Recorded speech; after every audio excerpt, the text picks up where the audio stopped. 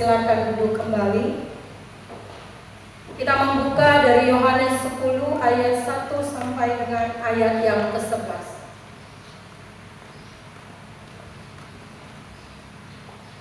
Yohanes 10 ayat 1 sampai dengan ayat yang ke-11.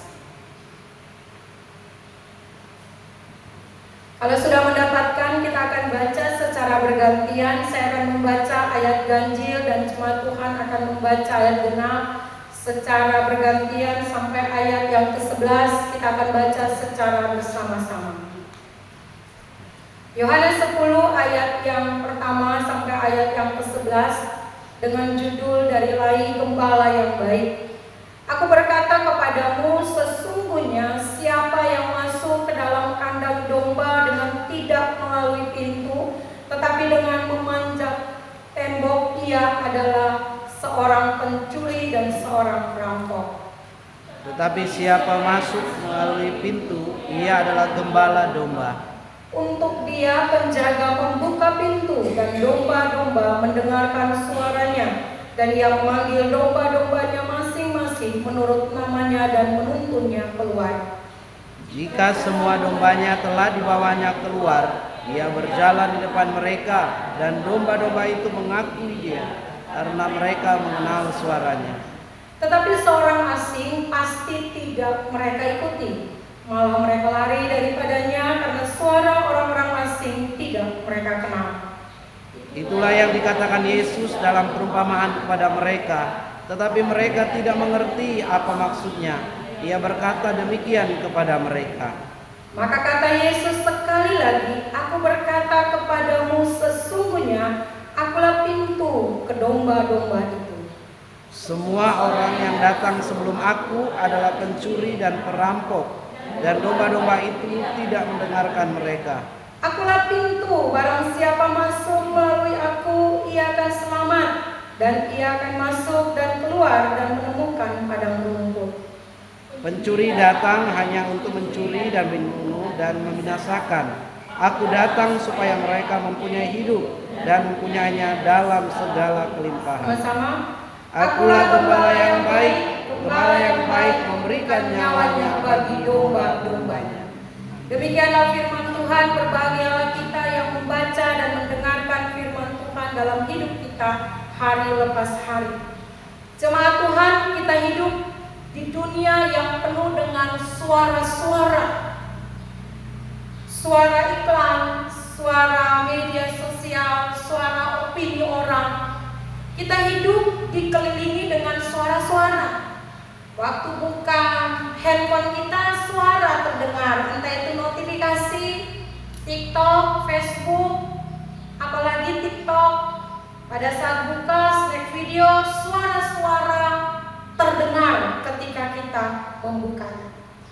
Semua ingin didengar, tidak ada seorang pun di dunia ini tidak ingin didengar. Semua kita ingin didengar. Tapi tidak semua orang menuntun kita ke arah yang tepat. Tidak semua orang menginginkan kita baik. Tidak semua orang membawa kita ke tempat yang nyaman. Tidak semua orang. Hanya sebagian orang saja. Siapa yang kita dengar hari-hari ini? Apakah media sosial yang kita percaya berita-beritanya? Walaupun selalu saja dikumandangkan bahwa hati-hati terhadap hoax, tapi kita suka dengar yang hoax-hoax itu karena asik untuk diperbincangkan. Yesus dia pakai perumpamaan sederhana. Dia pakai perumpamaan ini tentang apa? Gembala dan domba. Dia kasih perumpamaan ini untuk menunjukkan bagaimana ia memimpin kita di tengah-tengah kebingungan dunia akhir-akhir ini. Maka kita yang membaca firman Tuhan ini bukan hanya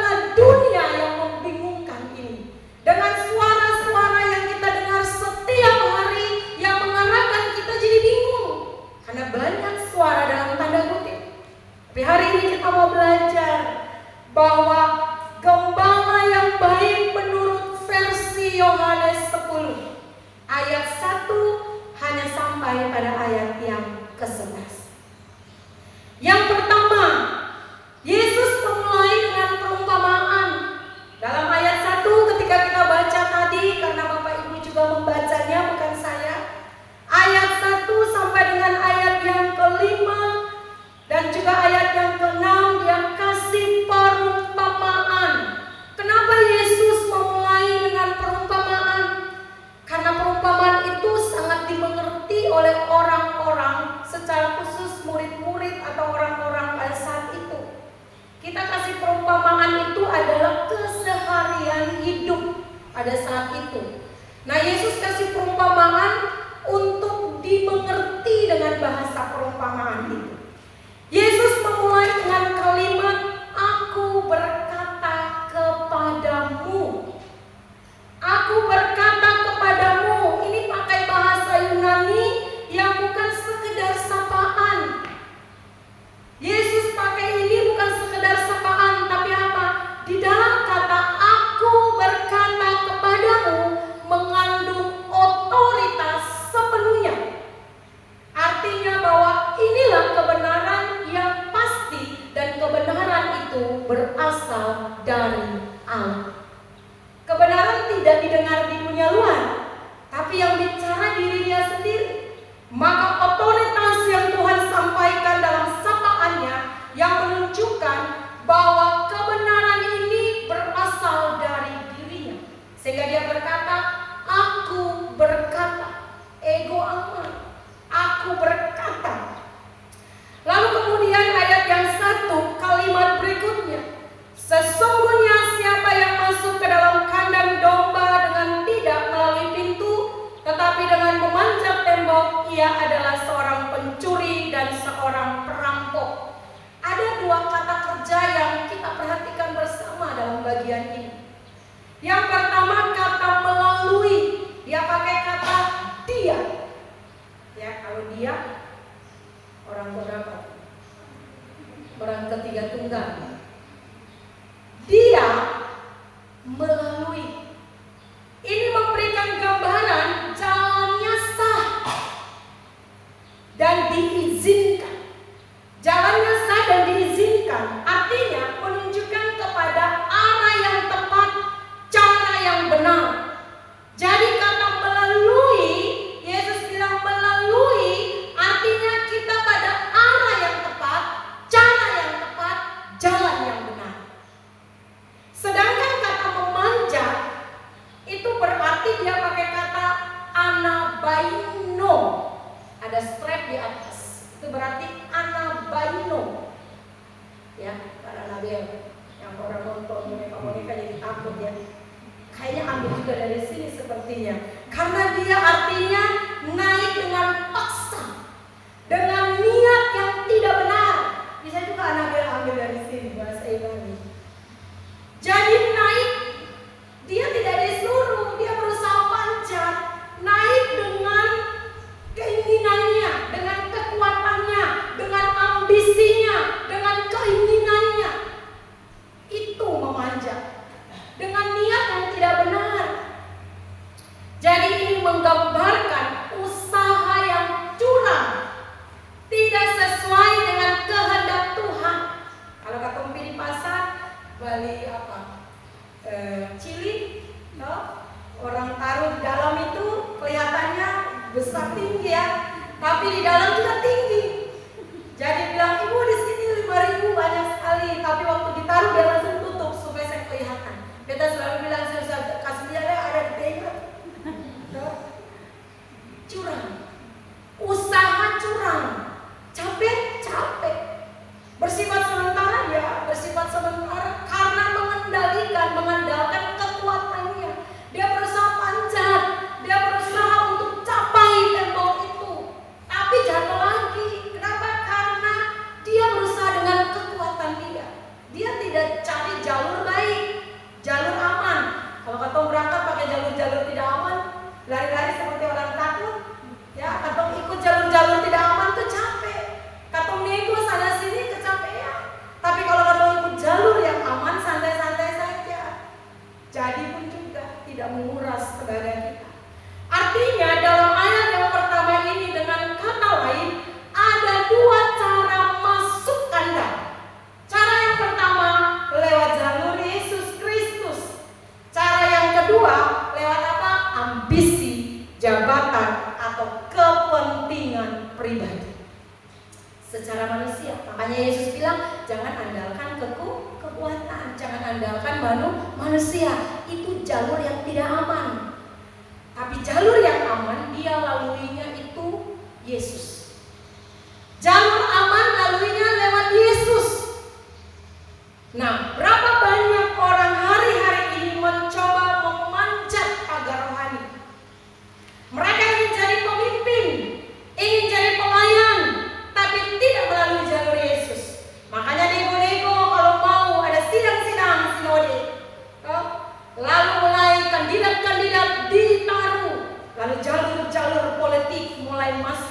menggarami gereja, membunuh habis semua manipulasi terjadi dalam gereja.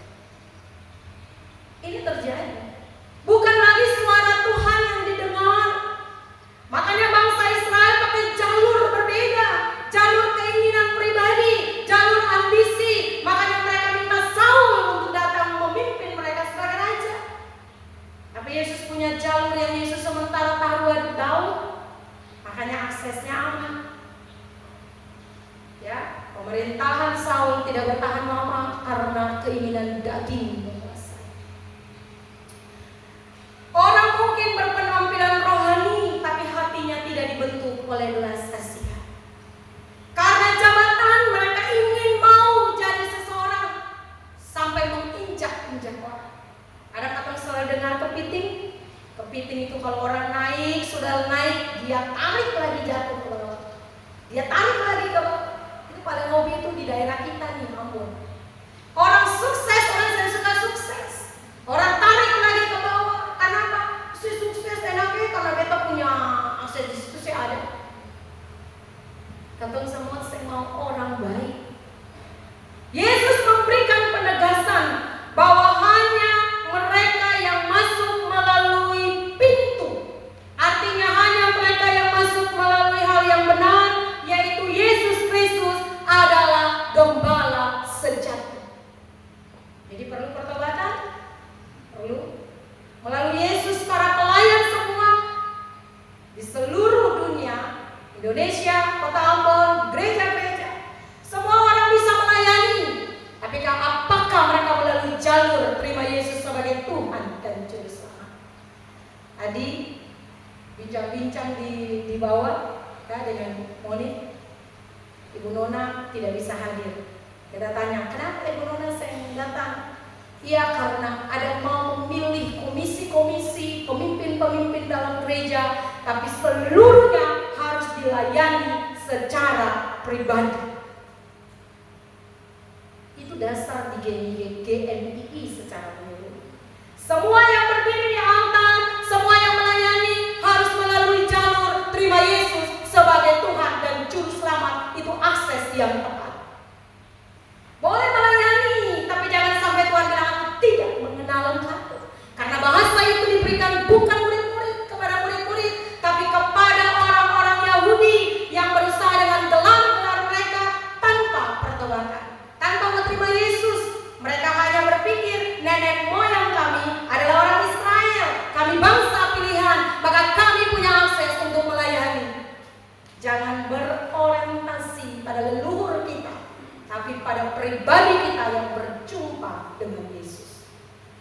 Jadi pertanyaan untuk kita yang mendengar hari ini, apakah hidup dan pelayanan kita selama ini benar-benar melalui pintu, atau kita kejar cari tembok?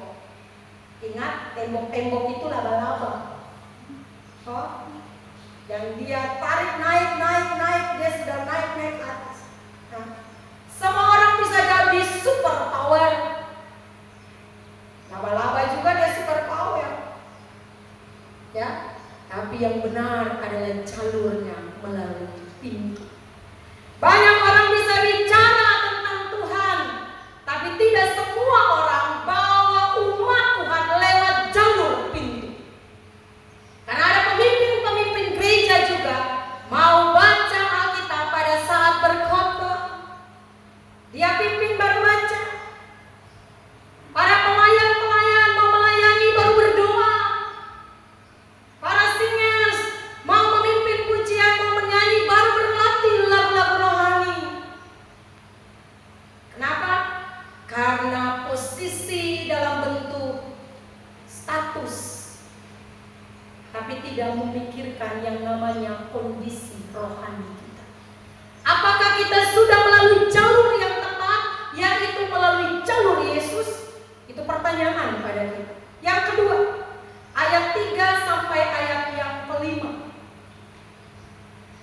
Ayat yang ketiga memberikan kita gambaran yang sangat indah. Dikatakan untuk Dia menjaga, membuka pintu, dan domba-domba mendengarkan suaranya, dan Ia memanggil domba-dombanya masing-masing menurut namanya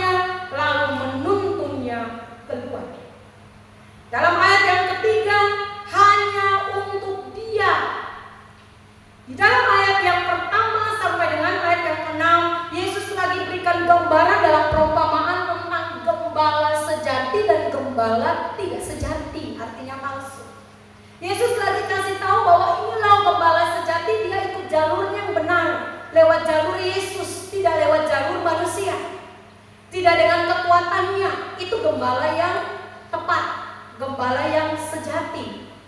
Nah, Yesus mau bilang bahwa pintu itu hanya dibuka untuk dia. Siapa dia? Kita, para gembala yang lewat masuk melalui pintu. Maka pintu dibuka. Iyalah, kalau orang masuk bukan lewat pintu, lewat jendela, masa pintu dibuka? Ya. Pintu dibuka hanya kepada orang yang lewat pintu. Pintu tidak dibuka kepada orang yang jalur aksesnya lain. Jadi waktu dia buka pintu, dia sedang cari-cari orang. Yang lewat jendela, yang lewat tembok, ayolah masuk lewat pintu. Tidak seperti itu. Benar-benar sejati adalah hati yang mau lewat Yesus, baru Yesus buka. Ya, di kitab Wahyu itu dibilang apa? Waktu kita ketok, pintu dibuka. Masa saya ketok pintu saya dibuka? Jadi terima dia sebagai Tuhan dan Juru Selamat, tidak dipaksa. Keinginan pribadi diri kita yang menggugah hati Allah untuk menyambut kita. Jangan bilang kan Tuhan mati, beta selalu dengar Yesus mati untuk kita. Jadi kalau lewat jalur apa-apa saja pasti dikasih kembali pulang. Jelas firman Tuhan hari ini bilang, aku yang berkata itu. Jadi hanya lewat akses yang tepat, cara masuk yang tepat hanya melalui Yesus. Maka itu akan terlihat dari 3 tindakan yang dialami ketika kita cari cara masuk yang tepat. Yang pertama, penjaga membuka. Kata membuka dia pakai kata anoi gei. Ya, jangan kasih lepas gei sendiri ya. Anoi gei. Artinya apa? Membuka dengan sukarela, tanda kepercayaan. Artinya dia memberi akses kepercayaan. Dia kasih akses kepercayaan, dia buka, penjaga buka pintu karena orang yang ketuk pintu ini tahu jalur yang benar. Kamu kalau datang ke rumah toki-toki jendela, kok tuan rumah marah? Marah. Ya toh, ini bukan lewat jalur pintu, lah lewat jalur yang tidak sopan. Nah, ini manusia. Yesus pun demikian.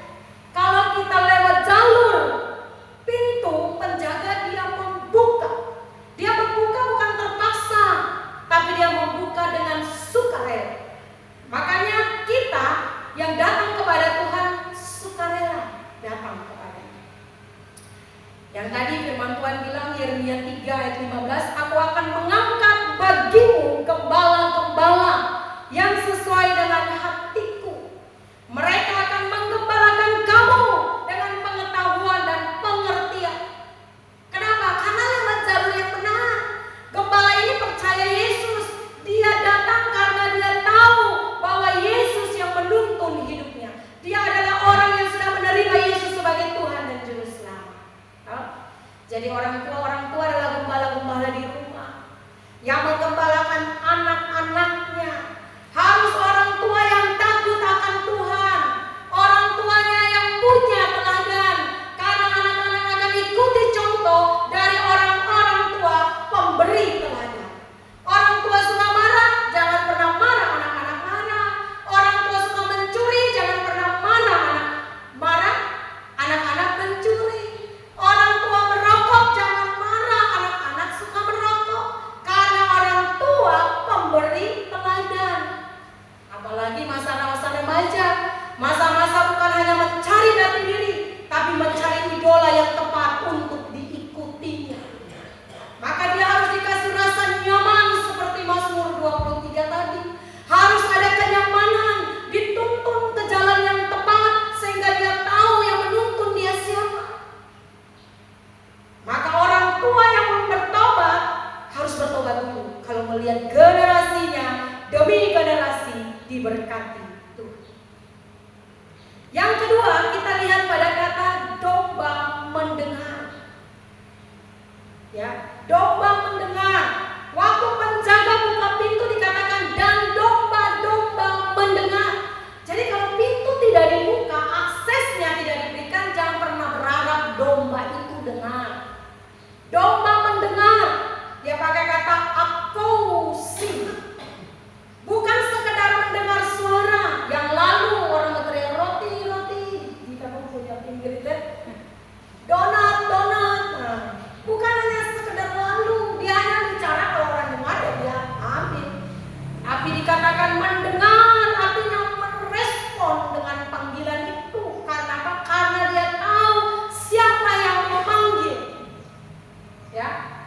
Kita waktu pelayanan di Bogor, biasalah anak-anak mahasiswa KKN pelayanan kan banyak sekali tindasan-tindasan untuk mempelajari atau belajar.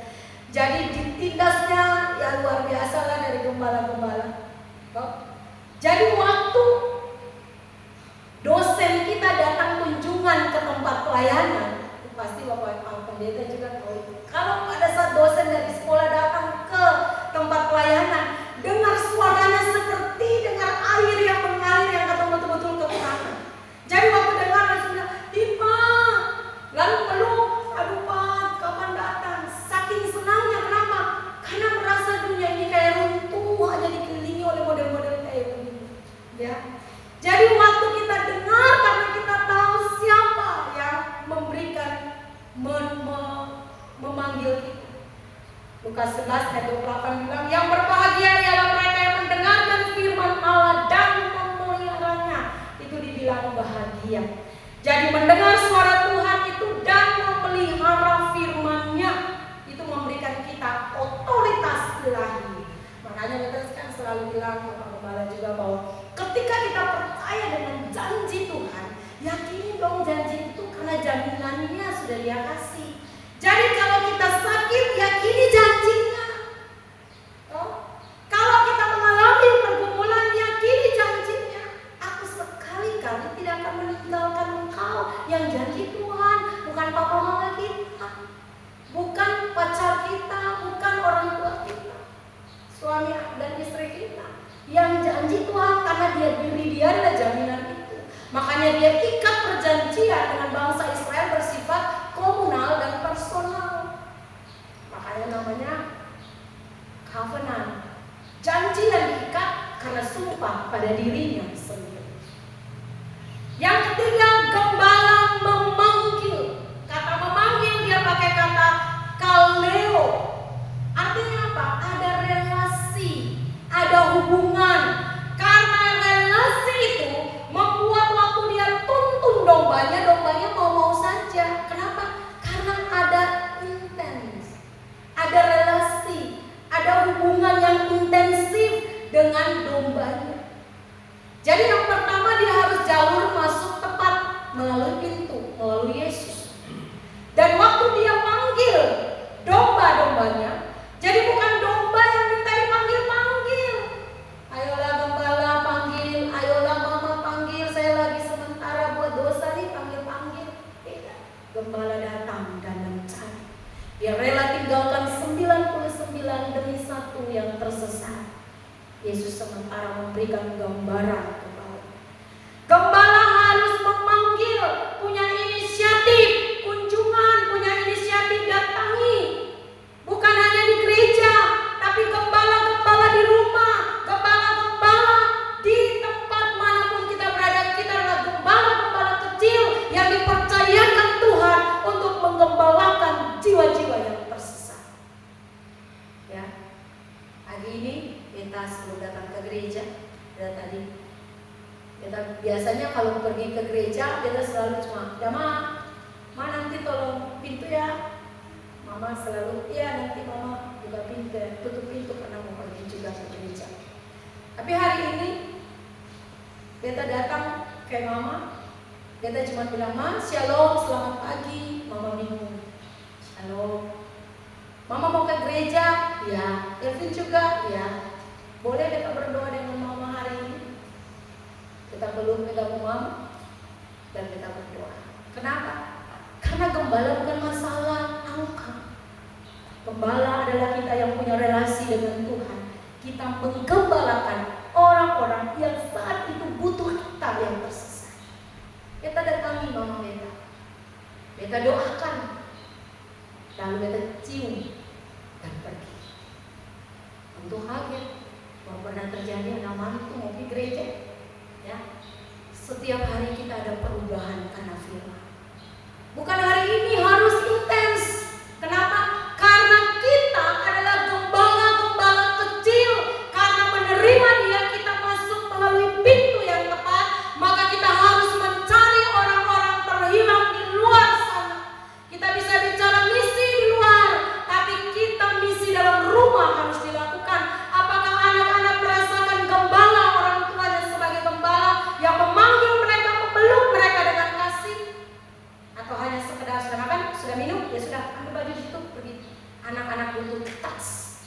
sentuhan-sentuhan kasih, sapaan-sapaan indah, sehingga membentuk paradigma mereka tentang orang tua. Yohanes 1 ayat 12. Tetapi semua orang yang menerimanya diberinya kuasa supaya menjadi anak-anak Allah, yaitu yang mereka yang percaya dalam nama. Jadi relasi itu dimulai pertama tadi melalui artinya saat kita menerima Yesus sebagai Tuhan dan Juru Selamat. Jadi kita bukan lagi orang asing bagi Allah, tapi anak-anak yang dikasihi. Kalau kita anak, maka doa Bapa kami adalah doa yang sangat sempurna. Kenapa sempurna? Karena kita berdiri sebagai pendoa yang melihat Bapa kita sebagai orang tua tanpa memohon kepada Dia. Tapi dengan kepercayaan, berikanlah kami makanan hari ini, bebaskan kami daripada yang jahat, lepaskan kami daripada segala kejahatan. Itu doa yang penuh keyakinan. Makanya aminkan itu, kita selalu berdoa perbeta anak kalau mau sekolah. Tuhan, lepaskanlah Granville dari segala kejahatan, bebaskanlah dia dari segala pencobaan, dan biarlah kerajaan-Mu datang di dalam dirinya, sehingga apa yang diungkapkannya membawa damai sejahtera bagi semua orang. Itu doa yang penuh kepercayaan, punya keyakinan bahwa Yesus ada di dalam diri kita. Maka anak kepada orang tua tidak sungkan, buka kulkas ambil saja. Orang tua datang ke rumah anak sungkan, tapi anak datang ke rumah orang tua, dia mau bawa, dia mau ambil, dia mau taruh pakai motor, dia suka-suka. Tapi coba kalau orang tua datang ke rumah anak, mau bikin ini malu hati, mau bikin itu malu hati. Makanya Yesus pakai gambaran Bapa dan anak, aksesnya luar biasa. Inilah yang membedakan gembala sejati, yang tidak memaksa tapi memanggil. Gembala sejati dia tidak pernah memaksa, dia hanya memanggil karena dia paham betul kebutuhan jemaatnya. Dia paham betul kebutuhan anggota keluarganya. Dia tahu anak ini lemah, dia tahu anak ini bisa dikerasi, anak ini hanya bisa dibicara dengan lembut, anak ini hanya bisa dibicara dengan kata-kata seperti ini. Karena dia kenal akrab, dia dekat dengan kita, dia paham diri kita. Itu gembala yang sejati. Sehingga hubungan Yesus dengan kita bukan formalitas. Yang kita kenal Yesus adalah Juru Selamat, hanya formalitas. Tapi jadi tidak formalitas pada waktu kita mengalami Dia di dalam diri kita. Ia memanggil menurut nama. Bayangkan, Yesus panggil bukan umum. Ayo semua jemaat GMI Genesaret datang ke gereja. Dia panggil Mama Wel datang ke gereja, Ocha datang ke gereja, seperti itu. Dia panggil anak demi anak namanya. Dia kenal mereka secara pribadi. Dia mengenal setiap nama anak itu. Dia tahu domba yang takut, dia tahu domba yang kuat, dia tahu domba yang lelah, bahkan dia tahu cara menuntun mereka masing-masing. Karena dia tahu masing-masing kita punya karakter berbeda. Anak-anak di rumah punya karakter. Ya, untung anak saya cuma satu. Dia bilang, Mama tahu Granville punya makanan kesukaan? Tahu. Coba. Makanan kesukaan beberapa? Disebut satu, dia bilang salah. Ya. Orang tua akan tahu tanggal lahir anaknya di mana, ngorok anaknya, ya, marah anaknya pada saat apa. Anaknya malu kalau bicara di depan umum. Anak beta itu malu kalau bicara di depan umum, panggil keras-keras Granville. Dia bilang, Mama tolonglah, sudah remaja, panggilnya itu jangan di depan umum. Kita tahu, kalau bapak itu jarang tahu, karena jarang punya hubungan. Ibu tahu, di dalam kandungan dia sudah rasakan, dia tahu rasa itu di anaknya. Makanya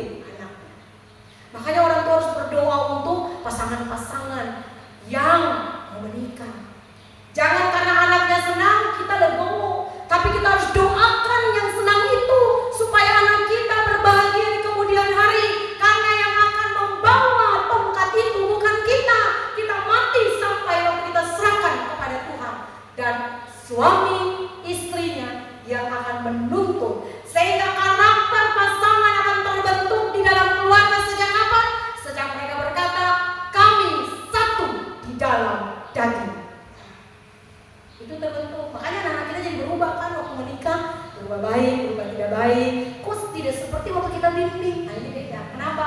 Karena waktu kita lepaskan dia jadi berorientasi dengan budaya dalam keluarga. Makanya istri harus cari yang benar, suami harus cari yang benar. Kalau mau hidupnya aman-aman saja, yang pertama pastinya takut akan Tuhan. Terima Yesus sebagai Tuhan dan Juru Selamat, bukan sini, bukan baptis, tapi terima dia sebagai Tuhan dalam Juru Selamat. Karena waktu kita terima, akses kita jadi jelas. Jadi Tuhan tidak memimpin massa, Ia memimpin hati demi hati. Jadi seorang ibu tuh dia bisa kenal tangisan anaknya satu di ribuan tangisan. Dia bisa dengar suara anaknya di semua anak. Dia bisa tahu itu anak beda. Kembar pun orang masih bingung, tapi ibu tahu mana kakak, mana adik. Itu the bestnya ibu. Begitu juga dengan Yesus, dia mengenal suara hati kita. Bahkan sebelum kita ngomong, sebelum kita bicara, dia tahu hati kita. Dan kalau kita sungguh mengenal dia, kita pun tahu suaranya. Dan waktu dia panggil, kita langsung berdiri dituntun oleh dia. Sehingga apakah kita saat ini masih mengenali suara Tuhan? Kalau masih mengenali suara Tuhan dengan cara apa? Baca firman Tuhan. Bukan pada saat pelayanan, bukan pada saat dalam masalah baru cari-cari ayat. Untuk apa? Untuk ayat bisa membantu saya keluar dari masalah. Tapi rutin baca firman-Nya setiap hari. Sehingga waktu kita punya masalah, Tuhan tahu cara kasih jawaban. Dia tidak kasih jawaban instan, tapi dia kasih jawaban lewat yang namanya proses. Maka nikmati proses. Orang yang sampai pada kata proses, dia akan galau di situ. Kenapa? Karena dia tidak terbiasa mendengar suara Tuhan lewat perenungan pribadi. Yang ketiga, ayat 8, Yesus berkata, domba tidak mendengar suara asing. Semua yang datang sebelum aku adalah pencuri dan perampok, dan domba-domba itu tidak mendengarkan mereka. Domba tidak mendengar suara asing, bukan suaranya keras, bukan keras kepala si domba, tapi karena tidak ada hubungan intim dengan domba. Jadi anak yang dengar-dengaran dengan kita bukan anaknya yang keras kepala, kitanya yang tidak punya hubungan intim dengan anak itu. Anak yang mau curhat dengan kita bukan anaknya, kita yang tidak terbiasa dekat dengan anak, berkomunikasi secara instan dengan anak kita. Bukan karena kepala batu anak kita, bukan keras kepala suka melawan anak kita sehingga kita selalu marah anaknya. Kita lupa diri kita yang harus berubah. Karena anak itu ikut 100%. Anak remaja itu dia ikut orang tuanya model 100%. Orang tua tidak suka lagu-lagu rohani, dia juga tidak suka lagu-lagu rohani. Orang tuanya tidak suka baca Alkitab, dia juga tidak suka baca Alkitab. Karena dia bilang, mama begitu, papa begitu, kenapa harus suruh dia begitu? Ya. Jadi bukan tidak mengenal suara, karena kita tidak menanamkan kasih di dalam keluarga. Tidak mengenal kita sendiri yang tidak melakukan itu. Jadi bukan karena kita keras kepala, tapi kita sendiri. Kita mami itu selalu bilang kepada lagi, waktu anak kita lahir itu usia 1 tahun, dia nakal dalam tanda kutip, artinya dia sedengar-dengar. Kita mami cuma bilang apa? Koreksi diri. Makanya mama koreksi diri. Nah, itu bahasanya. Apa ini? Jadi kalau Grenville bikin sesuatu yang dia melawan beta, dia pun papa cuma mengulang dengan omanya bilang koreksi diri. Dia bilang ke beta, mama coba suaranya itu lembut. Bisa kasih mama bersuara itu lembut kalau panggil, masalahnya ini anak sudah remaja. Jadi kadang kan orang Ambon lembutnya itu agak susah. Jadi kita harus diri kita. Untuk orang lain berubah dimulai dari diri kita. Karena dosa yang membuat Tuhan marah adalah karena dia kata begini, karena dia kata begitu. Itu yang membuat Tuhan marah. Tuhan tidak akan pernah marah.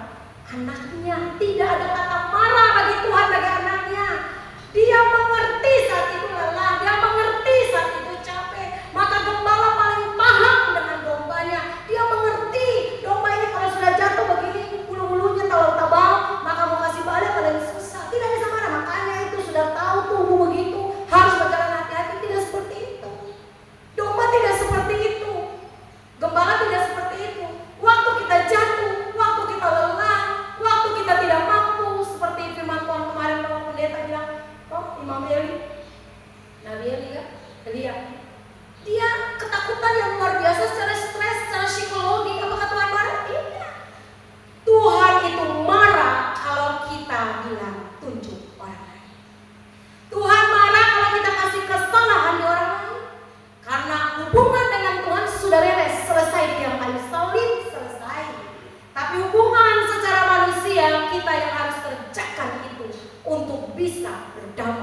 dengan sesama. Maka itu adalah akses kita masuk ke Yerusalem baru, adalah hubungan kita dengan sesama. Masalah dengan Tuhan sudah beres di tiang kayu salib, tapi sekarang masalahnya dengan sesama kita yang harus berdamai dengan semua orang. Jelas firman Tuhan. Jadi Yesus menegaskan bahwa masalah bukan pada domba, tapi pada gembala-gembala palsu yang tidak mau masuk lewat pintu, yang tidak mau berbicara kepada Tuhan, yang tidak mau mengandalkan Tuhan. Mereka hanya berbicara tentang kesalahan orang, kesalahan pribadi orang lain, tanpa mengoreksi sejauh mana pendekatan secara intim dengan jemaatnya, dengan dombanya, dengan anak. Hari ini banyak orang dengan media sosial atau mimbar digital, artinya dengar di online khotbah-khotbah yang mengaku rohani, tapi domba Yesus membedakan mana suara bisa yang dia tahu itu dombanya dan tidak. Atau bisa idola orang-orang yang ada di media sosial. Hamba Tuhan ini, pendeta ini, karena khotbahnya luar biasa, karena hadirat Allah tidak pernah tergantung dari perasaan. Saya punya perasaan connect nih sama pendeta ini, hamba Tuhan ini, karena khotbahnya luar biasa, firman-Nya yang luar biasa.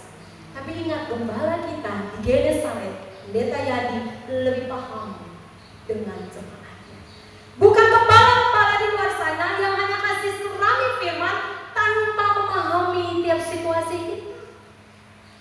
Gembala yang ada di dalam adalah gembala yang menggembalakan dengan hatinya dan menuntun jemaatnya untuk memahami Tuhan lebih dalam.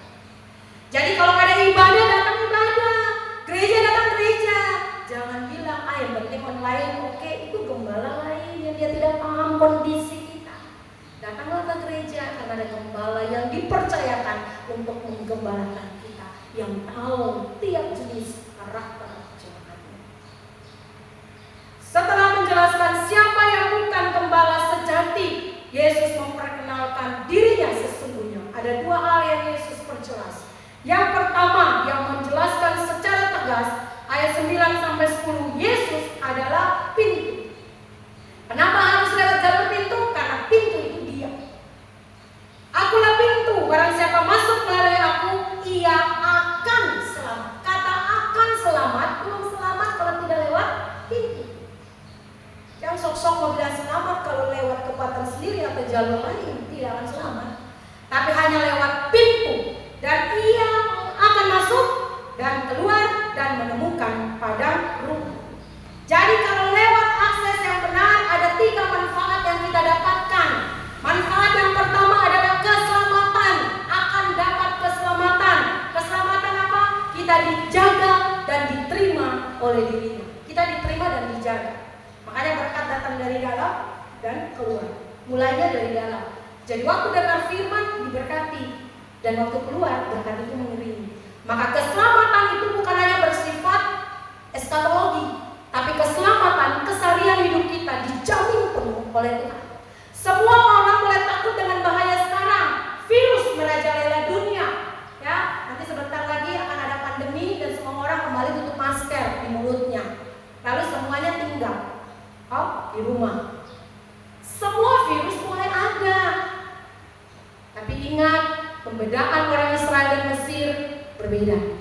Semua boleh terjadi tulang, tapi bangsa Israel tidak kena satu tulang pun. Kenapa? Karena darah Yesus sudah ada di ambang pintu. Sekarang darah Yesus di mana? Hati kita. Jadi mau takut virus? Apa? Cross check diri kita.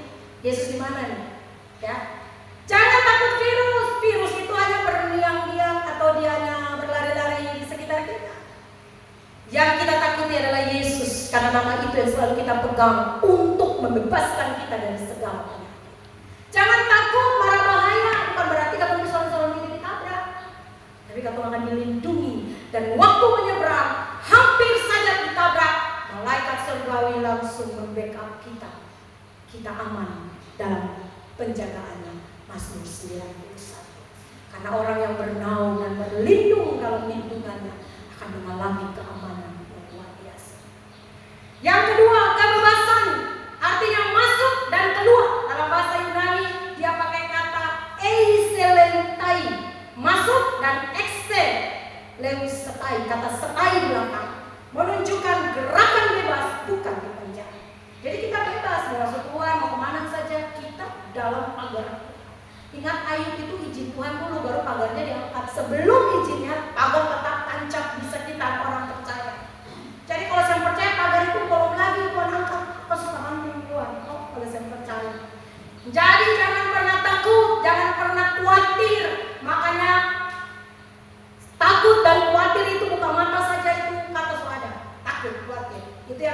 imun tubuh jadi lemah, serangan bertubi-tubi penyakit menguasai diri kita, bukan karena makanan, maka suka salah-salahkan makanan, karena pikiran kita, perasaan kita tidak dikendalikan oleh Tuhan. Rasa takut menguasai kita. Coba baca di perjanjian lama sampai perjanjian baru, apakah makanan menyebabkan orang sakit? Cari, sengaja. Makanan tidak menyebabkan orang sakit. Hanya apa? Kegemukan. Kenapa? Karena dalam doa Yesus, doa Bapa kami dibilang apa? Makanan secukupnya. Semua yang cukup itu baik bagi Tuhan.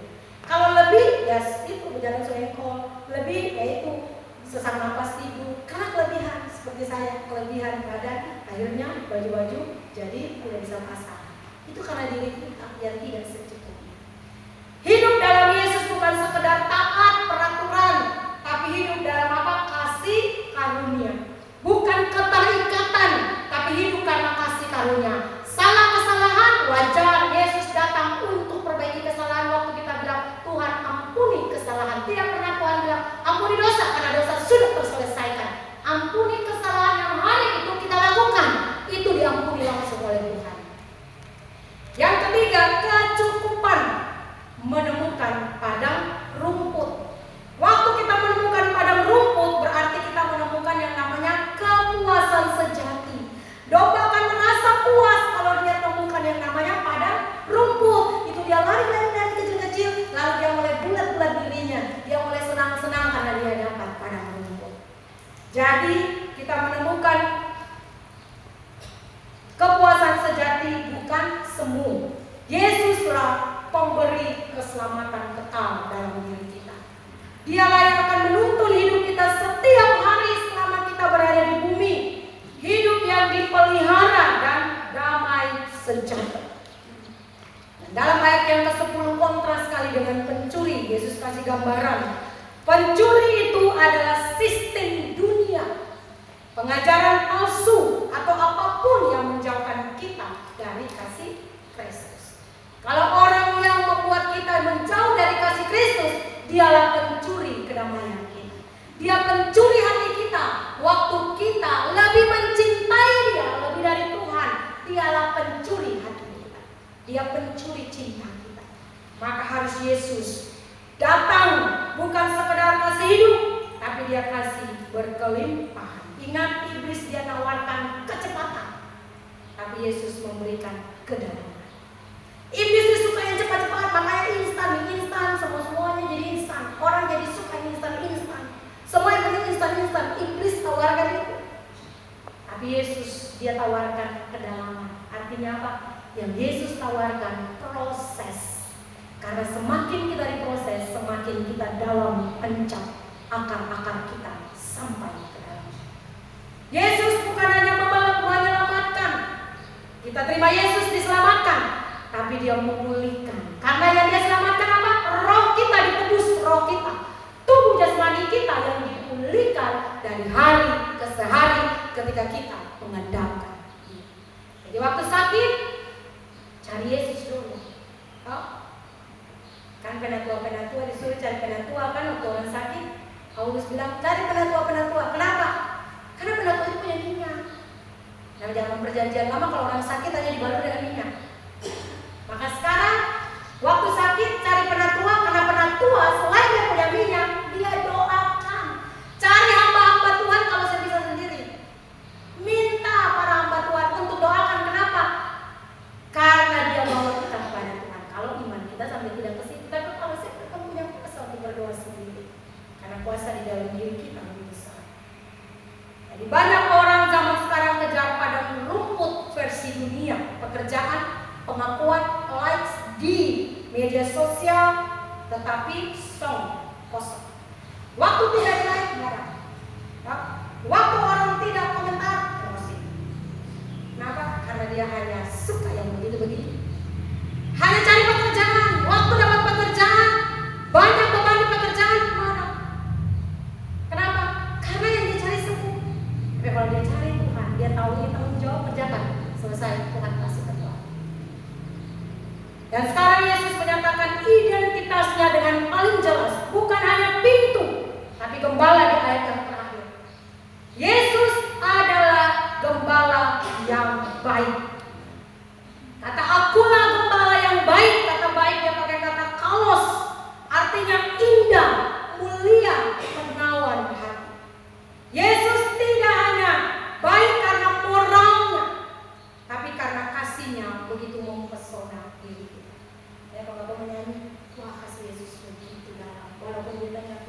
Tuhan. Berulang-ulang saya setia, tapi Dia menolong mereka dalam keadaan-keadaan lemah. Itu mempesona diriku. Gembala dunia akan melindungi dirinya dan mengorbankan dombanya. Tapi gembala kita kebalikan dari itu. Dia akan melindungi dombanya dan melupakan siapa dirinya. Orang tua akan lebih berjuang demi anaknya daripada dirinya. Lebih tidak makan, lebih baik anaknya daripada dirinya. Itu gembala. Jadi gembala yang baik di dalam kisah ini dalam ayat 11. Gembala yang luar biasa adalah gembala yang rela menyerahkan nyawanya untuk kita. Nah, dalam bahasa Yunani dipakai tithemi. Kata memberikan itu dia pakai kata menyerahkan secara sukarela. Jadi dia berdiri di hadapan Bapa, biarlah beta pribadi kedua yang turun ke dunia ganti. Kenapa? Jadi waktu kita buat dosa, Tuhan sedang pandang kita, dosa kita. Tidak, dia pandang Yesus yang sudah menetraikan darah kita. Makanya bersukacita karena Yesus. Yesus itu jadi perantara, bukan hanya perantara untuk jalan masuk ke Tuhan selesai. Dia berkorban bagi kita. Waktu kita berdosa, Allah sebenarnya langsung murka, tapi Yesus berdiri di tengah dan berkata, saya menjadi pembela mereka. Biarlah semua dosa ditimpakan kepadaku, dan aku yang rela berkorban demi anak-anak. Itu dahsyatnya Tuhan bagi kita. Jadi kalau kayak dia, sadar-sadar dirilah atau malu. Kalau Tuhan sudah terlalu rela berkorban bagi kita. Ingat, salib bukan tanda kelemahan seperti orang bilang tanda kelemahan, tanda aib. Tapi bukti kasih yang paling kuat dari segala perekat di dunia ini. Tidak ada seperti salib. Salib itu luar biasa. Waktu kita pandang salib, kita lihat dosa kita terlalu berat yang sudah Tuhan pikul, gantikan diri kita di kayu salib. Sehingga waktu nama kita disebut Elvin Rahandra, waktu disebut pasti kali Elvin dilukai. Lalu kita bilang ya, karena Elvin Rahandra hanya di gereja. Kalau Elvin dilukai identitas pasti, nama dipanggil lengkap. Bisa jadi Elvin Rahandra lain karena orang tua, kalau kita orang kisah.